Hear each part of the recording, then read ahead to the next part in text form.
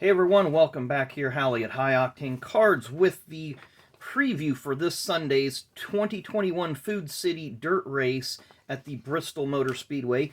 A few facts about this, kind of this race, but a little bit of history too. This is the first Cup Series dirt race since September 30th of 1970. That was at the North Carolina State Fairgrounds in Raleigh, North Carolina, the 1970 Home State 200. That's what Racing Reference has the race listed as. It, like Bristol, was a half-mile track. Of course, I believe Bristol's actually 0.533 miles. Not sure if Raleigh was exactly 0.500, but nonetheless, very similar in length.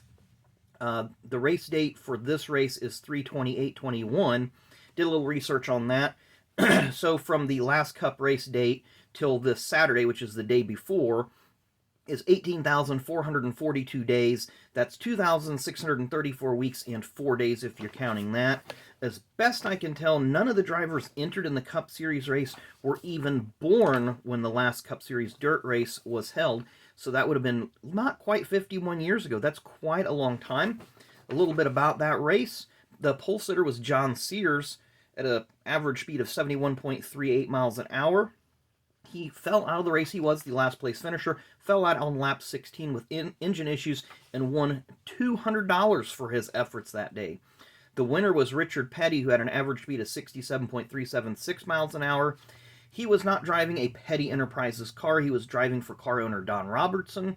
Of course, Don Robertson had fielded cars for Jabe Thomas for a long time, and the beginning of Ronnie Thomas's career. Ronnie, of course, was 1978 Cup Series Rookie of the Year.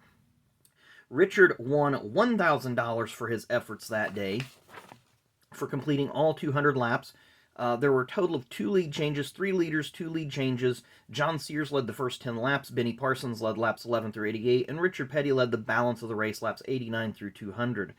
There were 23 cars in this race in total. 12 of the 23 finished, and the margin of victory was 2 laps plus. Your runner-up that day was Neil Castles. Bobby Isaac was in 3rd, James Hilton 4th, Cecil Gordon 5th, Bobby Allison 6th, Dave Marcus 7th, Ben Arnold 8th, Bill Holler in 9th, and Jabe Thomas was in 10th.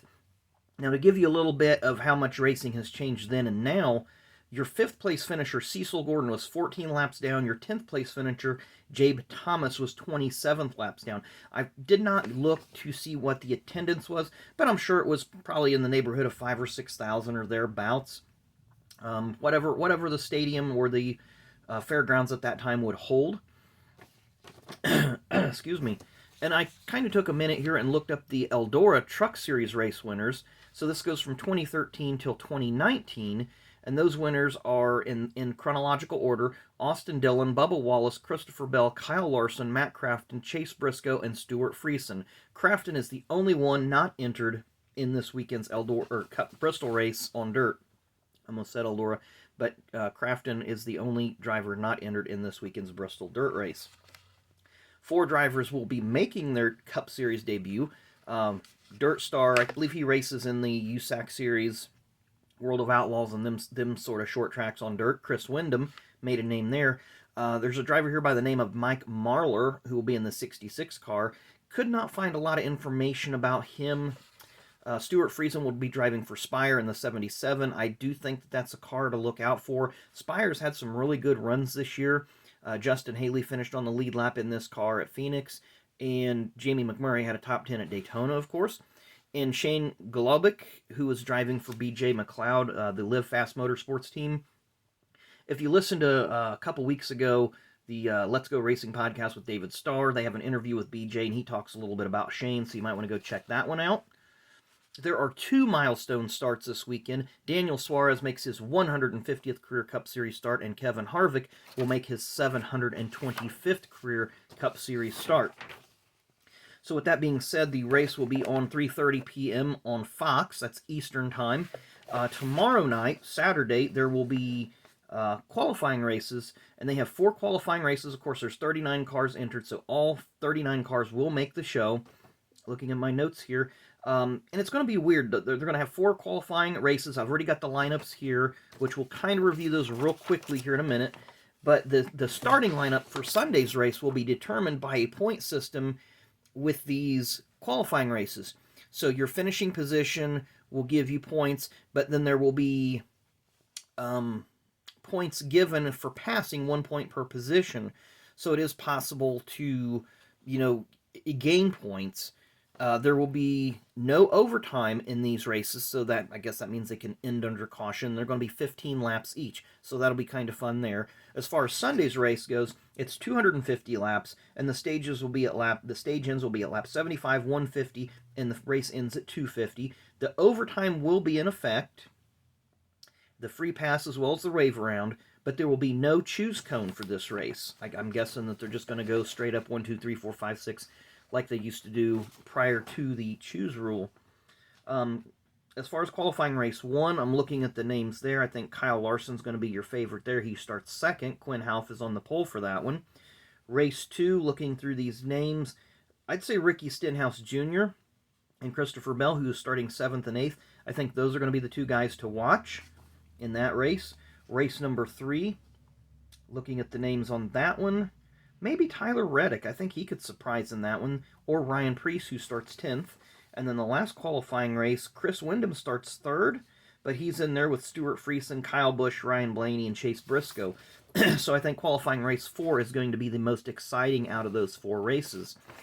And now to go for my picks here, and I'm gonna make a little addendum here. I'm actually going to have 5 on my favorites once I double-check that lineup there. The 4 that I originally had as favorites were naturally Kyle Larson and Christopher Bell, just because of their Dirt Series past. I've also got Ryan Blaney. I know his family, his dad, Dave, and his uncle Dale, legends in the world of outlaws and sprint cars and stuff. I don't know how much of that transitioned to Ryan. I don't know how much time he's got in there, but he seems to do good anywhere he goes. And then Austin Dillon, I think, will be a sleeper favorite pick based on his Eldora dirt win, and he does have a little bit of dirt experience. The one that I just added that I didn't feel that fit in the dark horse category, but will be a strong one, is Ricky Stenhouse Jr. Always runs good at Bristol, and of course he's pretty good on dirt as well. The dark horse category, I have Chase Briscoe. Just because of his lack of Cup experience, I think that will hurt him a little bit. But he is still learning the Cup Series, but he is good on dirt. Ryan Newman, I think Ryan, a lot of people forget about him, and they sleep on him at every track. It doesn't matter if it's a speedway, road course, short track, whatever. It's a dirt track. Of course, Ryan had came up through the USAC ranks, so I think Ryan's a sleeper pick, as well as Ryan Preece. I think he's a dark horse just because of this track becomes a kind of a neutralizer in terms of your level of equipment. It kind of pulls them all closer together versus the downforce tracks or the speedway tracks, etc. So I think Ryan will be able to shine there a little bit. And then Kyle Busch, he doesn't have a lot of dirt experience, but he's a lot like Ryan Blaney, just lets it all hang out and lets his driving do the talking. The long shots, I think Stuart Friesen and Chris Windom in their Cup debuts, it's going to be very difficult for them to just come out in race 1 and win. But if there's going to be 2 picks in this race to do that, I think those are the 2 guys in that category. I think Ross Chastain, just again his driving style, if he can just tone down the aggression and transition to a little bit more smoothness, I think Ross can be a long shot pick, as well as Daniel Suarez. I think Daniel Suarez and the 99 team have really, really shown a lot this year. They've shown that they can, the run they had at Atlanta, but prior to the pit penalty, was just outstanding. They could have pulled a top 5 in that race. So I think Daniel Suarez could have a good race this weekend as well. So I'm really looking forward to that race. I think it'll be a good race. Not sure what's going to happen in the qualifying races tomorrow night. Excited about that. Of course, the truck races tomorrow night as well. That should be a good show. So hopefully you guys will enjoy that race. Hopefully you enjoyed this video with some statistics and facts and thoughts and so forth that I present to you guys. So anyway, we will see you again tomorrow with a video of opening some cards. Not sure what we're going to rip. Talked about opening the SmackDown Live cards, go through a stack of those, and see what those are like. So anyway, thanks again for watching. Enjoy the rest of your Friday. Enjoy the Bristol races, and we will see you again tomorrow.